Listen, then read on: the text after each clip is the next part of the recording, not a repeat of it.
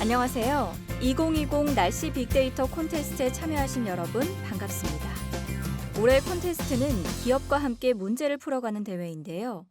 이번 영상은 총 2개 분야 중 KT와 함께 이끌어갈 분야, 서비스 개발 분야에 대한 설명 자료입니다. KT는 지난 6년간 빅데이터와 AI와 관련된 많은 사업을 해왔고, 글로벌 감염병 확산 방지 시스템, 관광 분석 시스템, 유동인구 분석 시스템 등 다양한 분야에서 가시적인 사업 성과를 거두고 있습니다. 사회적으로 빅데이터의 중요성이 커지면서 KT는 통신 데이터를 폭넓게 활용할 수 있는 방안에 대해 고민을 해왔고, 이번 콘테스트를 기회 삼아 사업 아이디어는 있는데 데이터가 없어 사업을 시작할 수 없었던 분들, 사업의 경쟁력을 위해 통신 데이터가 필요했던 분들과 새로운 비즈니스 모델을 발굴해 신규 창업자와 상생할 수 있는 사례를 만들고자 합니다. 그러면 이제 많이 궁금해하셨을 신사업 서비스 개발 분야를 설명드리겠습니다. 먼저 서비스 개발 공모 분야에 대해 소개한 후 참가자 여러분들이 직접 분석하실 KT의 통신 데이터에 대해 설명드리겠습니다. KT의 통신 데이터는 크게 관광과 상권 영역으로 나뉘어져 있어 차례대로 말씀드리겠습니다. 마지막으로 본 콘테스트의 평가 및 심사 기준에 대해 설명드리겠습니다. 그럼 차례대로 함께 보시죠.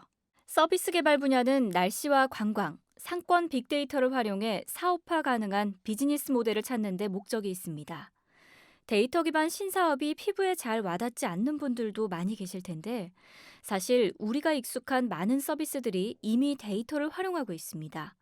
가장 쉬운 예로 포털 검색 서비스를 생각해보면 인터넷상의 사이트들의 주소와 속성을 데이터베이스화하고 웹페이지 내 콘텐츠를 저장해 사용자에게 검색 목적에 맞는 페이지와 사이트를 보여줍니다.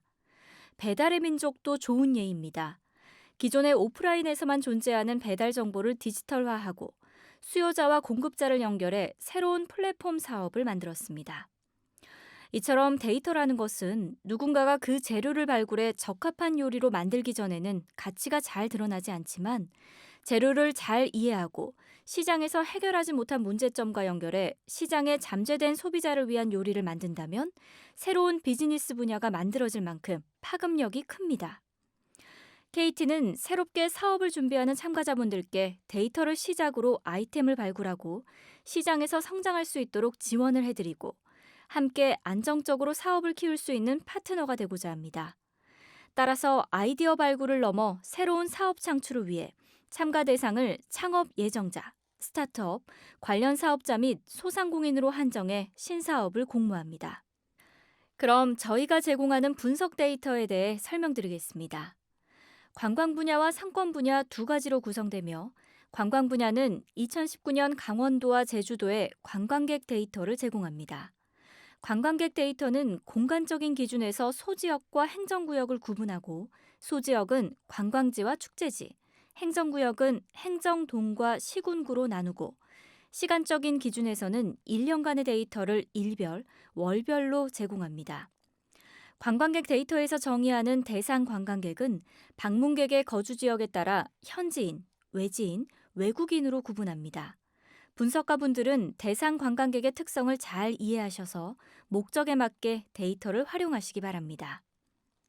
데이터에 포함된 관광지의 개수는 강원도와 제주도의 각각 관광객 수 기준 인기 관광지 탑 100이며, 축제지의 개수는 동일한 기준의 탑 20입니다. 관광객의 속성은 내국인의 경우 거주지, 외국인의 경우 국적을 포함하며 인구 통계학적 특성인 성별, 10세 단위 연령대 정보를 제공합니다. 그럼 이제 상권 분야를 설명드리겠습니다. 상권 데이터의 공간 범위는 2019년 강원도, 제주도에 대해 행정동별, 건물별로 나뉘고 시간적인 기준은 일과 월로 구분합니다. 건물 단위 데이터는 건물의 공시지가 정보, 건물 층수, 주소 등과 같은 건물 자체의 속성 정보와 건물에 방문하는 인구의 도보 한계치를 반영한 배우지 영역 내 유동인구 통계로 구성되며 월 단위로 제공합니다. 행정동 단위 데이터는 이동수단으로 구분한 보행과 비보행, 상주시간으로 구분한 주간 상주지와 야간 상주지별로 인구 통계를 제공합니다. 각 데이터 항목별 상세한 설명은 이후 페이지에서 하나씩 설명해 드리겠습니다. KT는 휴대폰 단말기에 LTE 시그널을 기반으로 개인별 위치 정보를 수집합니다. LTE 시그널 데이터는 휴대폰을 사용하고 있지 않더라도 평균 5분 단위로 데이터를 적재하며 1인 평균 한 달 동안 8,640건의 데이터가 발생합니다. 이는 기존 통화와 문자를 기반으로 한 3G 콜 데이터를 활용했을 때에 비해 약 70배에 달하는 데이터량으로 기존에 비해 더욱 촘촘하고 고른 데이터 활용이 가능합니다. KT 인구 데이터의 원천 데이터인 주재 인구는 특정 시간에 기지국 범위 내 존재하는 인구를 의미합니다. 주재 인구에서 각 개인별 한 달 이전의 시그널 패턴을 기준으로 비상주 인구와 상주 인구로 분류합니다. 한 달 전 기준으로 특정 기지국에 열흘 이상 방문하고 낮 시간대에 연속 체류 4시간 이상인 경우 낮상주로 분류되며 한 달 전 기준으로 특정 기지국에 열흘 이상 방문하고 밤 시간대에 연속 체류 4시간 이상인 경우 밤상주로 분류됩니다. 낮상주 인구는 근무자로 추정 가능한 인구이며 밤상주 인구는 거주자로 추정 가능합니다. 낮상주와 밤상주로 분류되지 않는 한 달 전 기준으로 특정 기지국에 열흘 미만 방문하고 연속 체류 4시간 미만으로 체류하는 경우에는 비상주 인구로 분류됩니다. 또한 비상주 인구로 분류되는 인구는 기지국 내 체류 시간에 따라 보행 인구와 비보행 인구로 나뉩니다. 보행 인구는 특정 기지국 내 10분 이상 체류하는 인구이며 걸어 다니는 인구로 추정합니다. 비보행 인구는 특정 기지국 내 10분 미만 체류하는 인구로 자동차 또는 대중교통을 이용하는 인구로 추정합니다. 이외에도 목적에 따라 상권 인구, 관광 인구, 생활 인구로 인구를 분류하며 각 인구는 국적별, 성별, 연령대별, 시간대별, 유입 유출의 지표로 제공됩니다. KT 관광 인구는 크게 내국인과 외국인 데이터로 나뉩니다. 그중 내국인은 상주 지역에서의 관광인지 비상주 지역에서의 관광인지에 따라 크게 둘로 나뉩니다. 먼저 내국인 외지인 관광객의 경우입니다. 거주자 혹은 근무자가 아닌 시군구 단위의 외지인이 특정 지점에 주기적으로 방문한 경우는 비즈니스 혹은 업무상의 목적으로 판단해 제외합니다.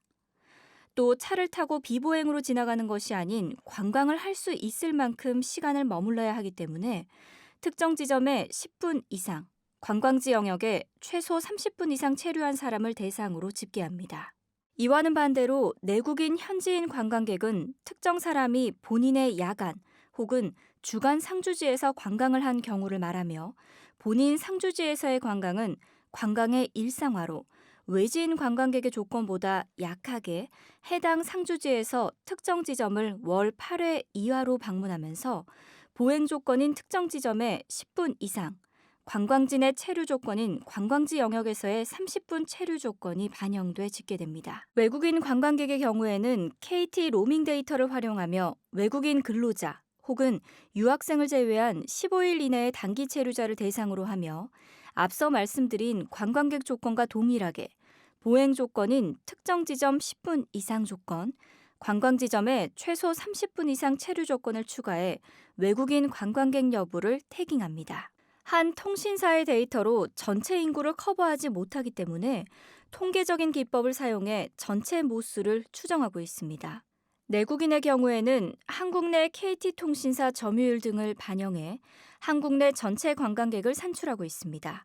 또한 외국인의 경우에는 외교부의 국적별 출입국 통계와 장기 체류 여부, KT 데이터 기반의 입국 공항별 외국인 이동 시도 비율을 반영하여 전체 외국인 관광객 수를 통계적으로 산출하고 있습니다. 앞서 말씀드린 관광 인구를 이제 어떤 영역 안에 들어왔을 때 집계를 할 것인지 알아보기 위해서는 관광지들의 영역이 정교하게 설정돼 있어야 합니다. 관광지 영역과 기지국 커버리지를 매핑해 전국의 관광지들이 기지국 커버리지 기반의 영역을 기설정해 두었으며 해당 영역에 관광 인구가 체킹이 되었을 때 방문하였다고 간주하고 관광지, 축제지 혹은 행정구역의 관광 인구가 몇 명인지 최종 산출하게 됩니다. 이렇게 정교하게 설정된 분석 대상 영역에 관광 인구를 집계해 최종적으로 아래의 예시와 같은 대외용 데이터가 제공됩니다. 추가 데이터에 대한 문의사항이 있으시다면 홈페이지를 적극 활용 부탁드립니다. 상권 분야에서 제공하는 데이터는 총 두 가지로 월별 건물 단위 상권 데이터와 일별 행정동 단위 상권 데이터가 있습니다. 첫 번째로 월별 건물 단위 상권 데이터에 대해 소개해드리겠습니다. 해당 데이터에서는 상업용 건물에 대한 정보를 제공합니다. 이때 사업체가 존재하는 건물은 모두 상업용 건물이라고 칭합니다. 데이터는 크게 건물 기준으로 제공하는 정보와 배우지 영역을 기준으로 제공하는 정보로 구분되어 있습니다. 건물 기준 정보는 건물의 층수와 같은 속성 정보와 건물의 주출입구를 기준으로 버스 정류장까지의 거리와 같은 교통편의 정보, 건물 내 입주 사업체의 업종별 건수 정보를 포함하고 있습니다. 배우지 기준 정보는 배우지 영역 내의 업종별 사업체 건수, 집객시설 건수, 인구 수에 대한 정보 등을 포함하고 있습니다. 데이터는 크게 건물, 사업체, 집객시설, 공시지가, 인구로 구분되어 있습니다. 건물 데이터베이스의 경우 새 주소 데이터를 기준으로 건축물 대장, 건축물 인허가 대장 속성 정보를 보완해 건물 데이터베이스를 구축했으며 매월 업데이트됩니다. 사업체 데이터베이스의 경우 KT 사업자 데이터베이스 및 올레맵 내 사업체 정보 등을 정제 및 업종을 분류해 구축했으며 역시 매월 업데이트됩니다. 집객시설 정보는 올레맵 POI 기준의 분류로 뒤에서 상세하게 설명드릴 예정입니다. 공시지가 정보도 제공하고 있으며 이는 국토교통부에서 연 2회가량 공개하는 공시지가 정보를 활용합니다. 추가로 인구 데이터베이스는 상세 속성별 주재인구, 상주인구, 유동인구, 보행인구를 제공합니다. 사업체 정보는 공공 데이터베이스와 KT가 보유한 데이터베이스를 정제 및 통합하여 구축했습니다. 건물 정보는 새 주소 데이터를 기준으로 건축물 대장과 건축물 인허가 대장의 정보를 추가하여 구축했습니다. 건물 교통 편의 정보는 건물 주출입구 좌표와 올레맵 POI 기준의 최근인 버스 정류장 및 지하철 출입구까지의 직선거리를 계산한 값입니다. 또한 건물 주출입구로부터 행안부 세주소 데이터 기준의 최근인 도로까지의 거리와 도로폭 등을 직선거리를 계산하여 제공합니다.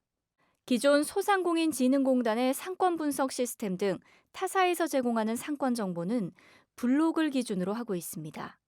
블록 영역은 부동산 전문가의 주관적인 경험을 기반으로 설정된 영역으로 건물별 차별화된 정보 제공이 어렵고 실제 상권이 변화하는 바를 즉각적으로 반영하기 어렵다는 한계를 갖고 있습니다. 반면 KT는 건물 중심의 다이나믹 배우지 영역을 설계해 제공합니다. 유동인구의 흐름, 방향성을 기반으로 건물 단위의 고유 상권을 정의하였으며 계절별, 업종별로 변화하는 상권 영역의 변화를 반영 가능합니다. 강남역 상권을 예로 설명드리자면 우선 좌측의 블록 중심 상권 영역에서는 신논현역 부근의 A 건물과 강남역 부근의 B 건물이 동일한 상권으로 구분되어 있습니다. 반면 유동인구 기반의 배우지 기준에서는 A 건물과 B 건물은 엄연히 별개의 상권 영역을 가지고 있음을 확인 가능합니다. 집객시설은 올레맵의 POI 정보를 기준으로 하고 있습니다. 집객시설은 중분류 12개와 소분류 89개로 구성되며 제공드린 데이터에는 중분류를 기준으로 카운트한 건물 배우진의 집객시설 건수가 포함되어 있습니다. 상세 소분류는 PPT 내 표를 참고 부탁드립니다. 제공드린 건물 단위 상권 분석 데이터에서 다루는 업종은 소상공인이 주로 창업을 하는 공정위 업종 43개를 기준으로 하고 있습니다. 크게는 외식업, 서비스업, 도소매업으로 분류되며 각 대분류별 중분류 업종은 PPT의 업종 분류를 참고 부탁드립니다. 상권 분야의 두 번째 데이터는 일별 행정동 단위 인구 데이터입니다. 강원도와 제주도 행정동의 일별 비보행 인구와 보행 인구, 낮상주 인구와 밤상주 인구 정보를 제공합니다. 비보행 인구와 보행 인구는 시간대별 성연령별 인구이며 시간대는 1시간 단위, 연령대는 5세 단위입니다. 낮상주 인구와 밤상주 인구는 성연령대별 인구이며 연령대는 10세 단위입니다. 자, 그럼 기상청에서 날씨 빅데이터를 활용하기 쉽도록 만든 플랫폼, 날씨마루. 이번 대회 분석 데이터도 바로 이곳에서 제공 중인데요. 날씨마루에 대해 먼저 알아볼까요? 날씨마루에는 크게 세 가지 서비스가 있습니다. 첫 번째, 기상기후 빅데이터를 타 분야 데이터와 융합해 개발된 기상융합 시범 서비스인데요. 우리 생활과 밀접한 6가지 분야, 15가지 서비스를 개발해 시범적으로 서비스 중입니다. 두 번째로는 사업자, 학생 등 원하는 사람들이 모두 접속해 빅데이터로 분석 가능한 환경을 제공하는데요. 기상기후 빅데이터의 경우 사용 신청을 하고 바로 활용할 수 있는 것이 장점이라고 합니다. R, 파이썬, 포트란 총 3가지 프로그램을 이용하실 수 있습니다. 마지막으로 누구나 활용하기 쉽도록 교육 자료를 만들어 배포하고 있습니다. 분석 환경으로 제공 중인 R, 파이썬, 포트란 3가지 프로그램에 대한 일반적인 언어 사용 매뉴얼과 기상 분야 활용 예제 중심의 실습 자료를 제공하고 있습니다. 또한 널리 쓰이는 R은 기상 데이터 활용 예제를 포함한 교육 동영상도 제공하고 있습니다. 날씨마루에서 활용할 수 있는 기상 데이터는 크게 4가지로 기상 관측, 예보, 수치 모델, 기상 지수로 나눌 수 있습니다. 기상 관측은 말 그대로 날씨를 관측한 데이터인데요. 관측 목적에 따라 전국의 많은 관측 지점에서 다양한 변수를 관측할 수 있고 기온, 강수량, 풍속 등을 수치화한 과거의 데이터를 말합니다. 예보는 현재 또는 미래의 기온, 강수 확률, 풍속 등을 포함하고 예보 기간에 따라 실황, 단기, 중기, 특보 등으로 분류합니다. 기상지수는 크게 생활기상지수와 보건기상지수로 나뉩니다. 기상청 홈페이지를 통해 제공 중인 다양한 지수들을 데이터로 활용할 수 있습니다. 수치 모델은 예보를 위해 수많은 변수와 방정식을 통해 계산하는 모델을 말합니다. 해상도와 변수, 생산 주기 등에 따라 K랩스와 LDEPS 자료를 제공 중입니다. 날씨마루의 분석 환경을 통해 4개 카테고리의 기상기후 빅데이터를 확인하실 수 있습니다. 오른쪽 노란색 하이브 매뉴얼을 참고하시면 쉽게 데이터에 접근하고 활용할 수 있으니 참고하시기 바랍니다. 기상 데이터 중에는 관측과 예보 데이터 활용 비율이 높게 나타나고 있습니다.